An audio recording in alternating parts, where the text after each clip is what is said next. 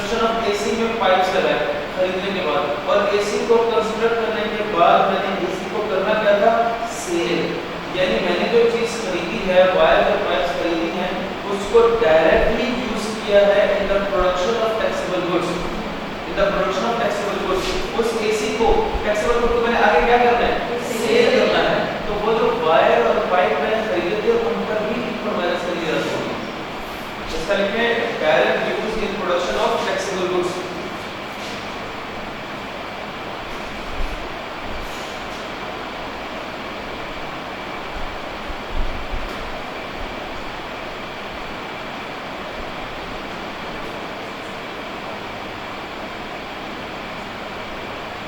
वो जो point x को दोबारा देखिए, कौन से इनपुट माइनस में जाता है, कौन से नहीं। जरा इस डायग्राम को देखिए, सब डायग्राम को देखिए, डायग्राम को देखिए। नॉर्मली पॉइंट x क्या कहता है,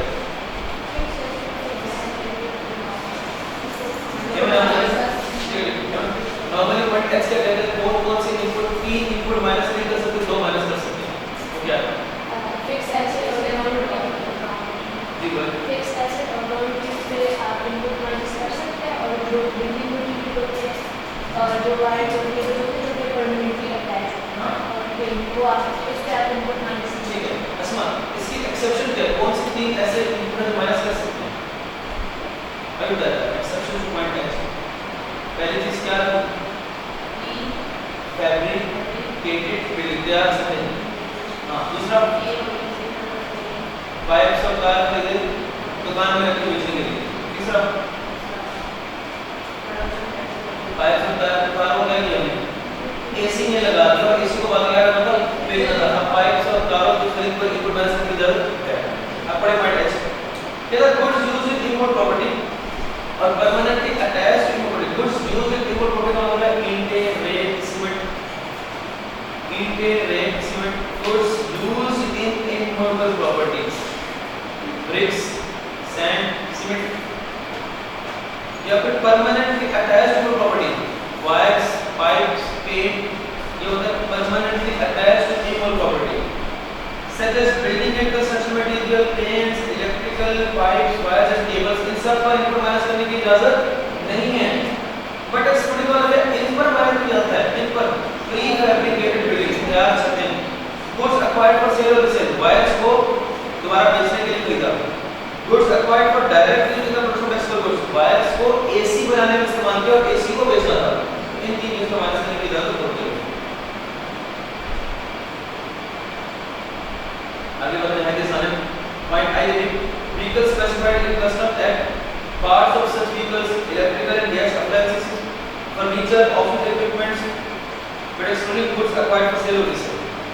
भाई अगर आप कोई चीज खरीद कर बेचनी है ना, उसी खरीद पर इनपुट माइनस कर सकते हैं। अलग एग्जांपल बाकी अगर आप कोई व्हीकल वगैरह है, गाड़ी वगैरह है, कस्टम एक्ट में स्पेसिफाई कर दिया हो, उसकी इनपुट माइनस की ज़्यादा आपको नहीं होती। आज हम सेकंड क्लास में 3 सवाल करेंगे, 3 कर लेते हैं, 3 क्वेश्चंस करेंगे, उसमें सारे का क्लियर हो गया। पॉइंट क्लियर है, services in respect of which input tax adjustment is barred under the provision sales tax law. Provision sales barred होता है रिस्ट्रिक्ट कर देना, मना कर देना। सर्विसेज थी और उस पर इनपुट माइनस करने से प्रोविजनल सेल्स टैक्स लॉ ने मना कर दिया। तो मैंने बताया को पता चला है कि सर्विसेज थी को प्रोविजनल सेल्स टैक्स लॉ ने मना किया था, तो कौन सा इस्तेमाल करेंगे, ये उन्होंने मना कर दिया तो हम इनपुट माइनस नहीं करेंगे। पॉइंट ए, इंपोर्ट ऐसा कर लेंगे, इंपोर्ट और परचेज एग्रीकल्चर मशीनरी और इक्विपमेंट, एग्रीकल्चर मशीनरी और इक्विपमेंट। हमने कहा था कि फिक्स्ड एसेट की खरीद पर इनपुट माइनस करने की इजाजत है।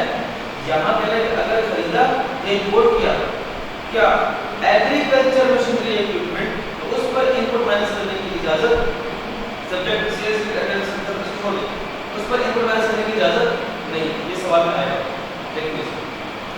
पॉइंट नंबर कौन सा होता है, ये हो गया J, such goods and services which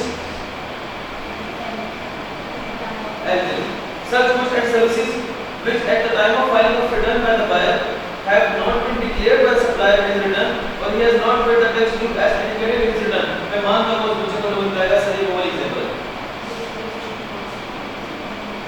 they दी मैंने।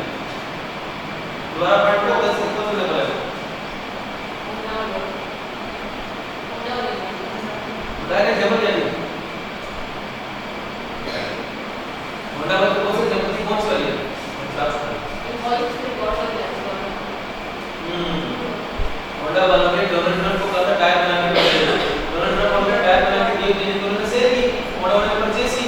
अब मोटा वाला परचेज पर इनपुट माइनस कर देते, लेकिन डोनाल्ड ट्रम्प ने उनको अपनी सेल पे शो ही नहीं कराया था, या फिर डोनाल्ड ट्रम्प ने टैक्स पे करके गवर्नमेंट को जमा ही नहीं कराया था। तो थोड़ा मोटा वालों को ये है कि आपको इनपुट माइनस करने की इजाजत नहीं है। जो पॉइंट है लिखते हैं tyre by Donald Trump company on behalf of Honda company, tyres by Donald Trump company on behalf of Honda. वो मार्केट और कस्टमर की बात अपना नाम क्या आपके पास नहीं है? आपके पास अरे ग्रेट है कुछ education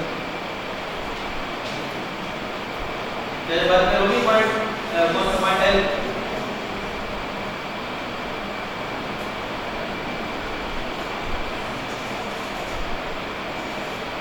Point number 10. The input of total services for supplies is made to unregistered distributor pro rata basis को काट दें, इसका कोई मतलब नहीं, मतलब काट दें भाई। सर्कल कर लें unregistered distributor, आपने परचेज किया unregistered से, इसमें इनपुट बना सकते हैं नहीं, बस ऐसे। सर आपने पेज के राइट साइड क्या डायग्राम लीजिए, इस डायग्राम में दो डायग्राम्स हैं। सेकंड वाले डायग्राम में जरा इसको गौर से देखिए। सेकंड वाले डायग्राम में एडमिन ऑफिस मतलब क्या है? ऑफिस बिल्डिंग और फैक्ट्री बिल्डिंग। ऑफिस बिल्डिंग में फैन खरीदा, गाड़ी खरीदी, पर्च खरीदी, गीजर खरीदा, ओवन खरीदा, जनरेटर खरीदा, फर्नीचर खरीदा, इन सब के साथ क्रॉस लगा हुआ है। इस क्रॉस का मतलब क्या है कि एडमिन ऑफिस में जो चीज खरीदना है उसके इनवॉइस की इजाजत नहीं। इसलिए आपको याद है कि सवाल में आया था ऑफिस बिल्डिंग और फैक्ट्री बिल्डिंग, लेकिन हमने तो फैक्ट्री बिल्डिंग पर भी सवाल किया होगा क्योंकि वो electrical wires permanently attached to the factory. Office building में तो वैसे ही माइनस की जाती है ना, फैक्ट्री बिल्डिंग माइनस की जाती है, लेकिन वो वायर्स थी और वो वायर्स फैक्ट्री बिल्डिंग में परमानेंटली अटैच हो गई थी। माइनस देखिए इलेक्ट्रिसिटी बिल जो टैक्स था 1.36 मिलियन, उसमें 60% फैक्ट्री बिल्डिंग का, 40% ऑफिस बिल्डिंग का, तो 60% माइनस हमने किया था। यहाँ कौन सा है? एडमिन ऑफिस लिखिए ऑफिस बिल्डिंग। ऑफिस बिल्डिंग के केस में कुछ भी माइनस करने की इजाजत नहीं है, लेकिन इस सेकंड डायग्राम के साथ एक छोटी सी लाइन लिखी है एंड पर, वो लाइन पढ़िए। However, if above items are not used in office buildings, तो तारी ऑफिस बिल्डिंग है, rather they are bought for resale, तो फिर आप बता देंगे अभी हमने पढ़ा था रीसेल के बारे में, वापस आ जाए इसे basic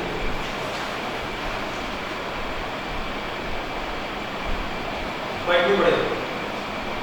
Point 2. If a registered person deals in taxable and non-taxable supplies, he can claim only such portion of the input as related to the taxable supplies. Purchases कौन सी वाली माइनस कर सकते हैं? तो point 10 पूरा पढ़ते हैं। Point 10 में the input of total services for supply made to an distributor for which sale invoices do not bear NIC number or entry on the receipt. अगर किसी इनवॉइस में NIC नंबर नहीं है या एंट्री नंबर नहीं है, उसको भी माइनस परचेज, उस परचेज को भी इनपुट माइनस करने की जरूरत नहीं। पॉइंट 3 पढ़िए। Only are registered person can deduct और क्लेम प्रीपेड इनपुट टैक्स, ये वाला पता नहीं कर सकते। पॉइंट 6 पढ़िए। पॉइंट 6 पढ़िए जरा आंसर बॉक्स पढ़िए। Government has not allowed to register cover a registered person to sell goods to unregistered person. कवर हम गवर्नमेंट है, हम तुम्हें कह रहे हैं अनरजिस्टर्ड को तुमने क्या करना, सेल नहीं करनी। However, Kamar has sold goods to unregistered person, बदतमीजी से बड़ा कमर से बदतमीजी का मुजाहरा करते हुए गवर्नमेंट की बात नहीं मानी और अनरजिस्टर्ड को इस बेच दी, सेल की बात नहीं, सेल कर दी।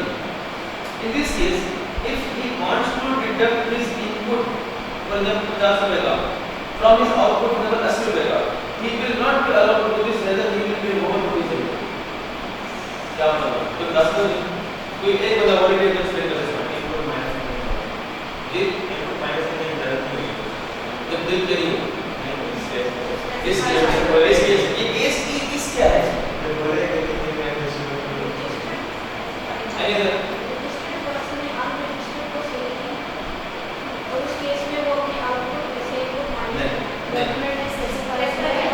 गवर्नमेंट ने कहा था कमर बदतमीजी मत करना, अनरजिस्टर्ड को सेल मत करना, कमर का मैं बदतमीजी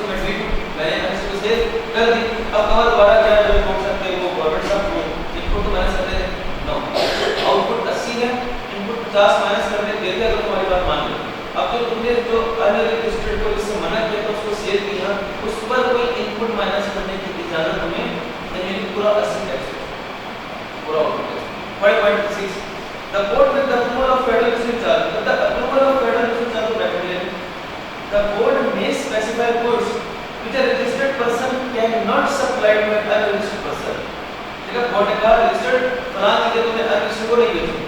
if he has made the supply, मना करने के बावजूद कंपनी से सेल कर दी, he will charge output tax, output को रिकॉर्ड करेगा, but he cannot claim input tax, input minus की जाती है। हाँ, इसका क्या मतलब है?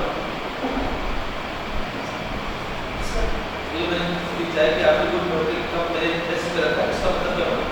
कुछ ऐसा खत्म हो गया। ये जो 0.6 पढ़ा है, तो आपके बॉक्स में लिखा हुआ है, इसका मतलब क्या होना?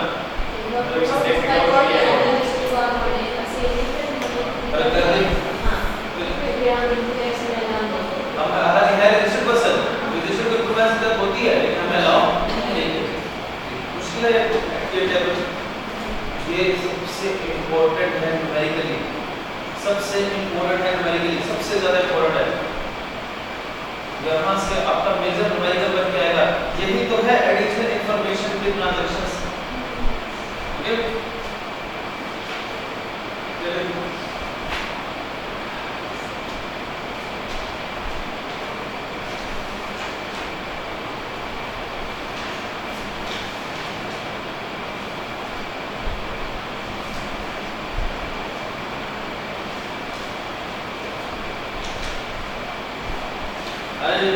point 73 certain transactions not admissible को हाईलाइट करके सर्कल कर लें।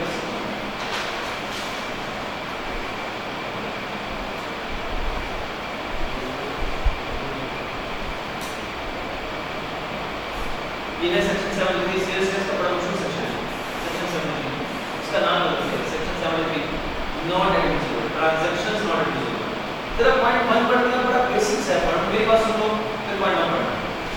सेल्स टैक्स कहता है कि अगर कोई ट्रांजैक्शन की अमाउंट 50,000 से बढ़ रही है, सेल्स टैक्स कहता है अगर कोई ट्रांजैक्शन की अमाउंट 50,000 से बढ़ रही है तो उसको कैश से पे नहीं करना बल्कि क्रॉस टैक्स पे करना है। और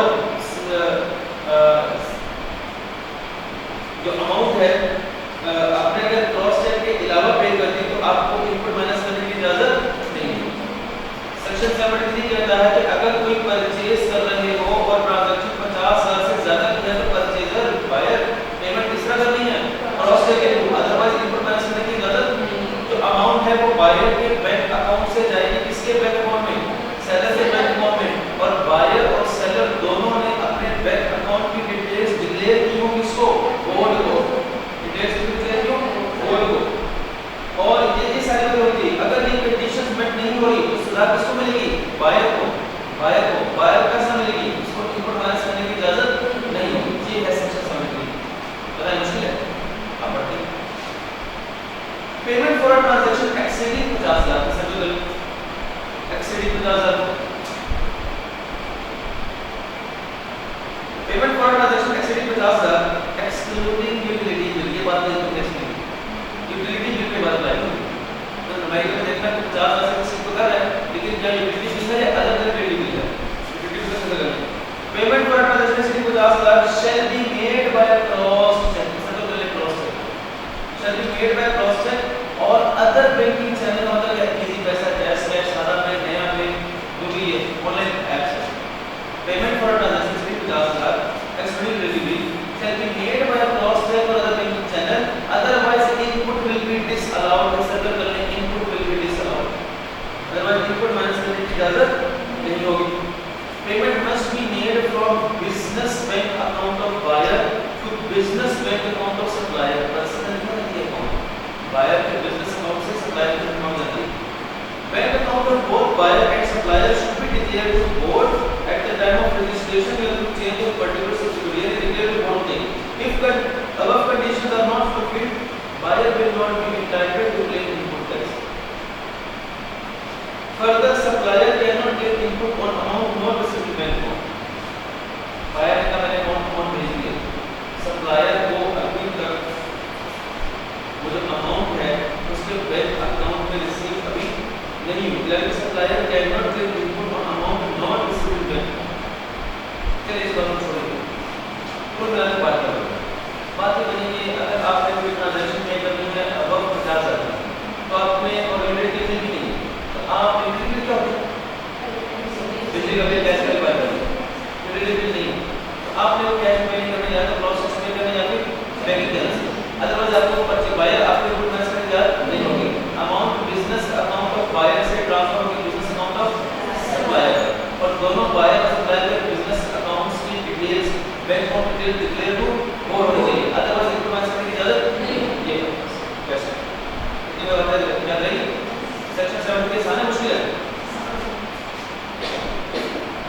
सर आप मान लो उस बंदे को मुझे बॉक्स को देख के समझा पाए कि बॉक्स को मूव करें। देखिए बॉक्स बना हुआ सेक्शन 73 जनरली टायर से जगह होंडा को निकले सेल्स बाय होंडा कंपनी करे जनरल टेक्निकल की होंडा कंपनी होंडा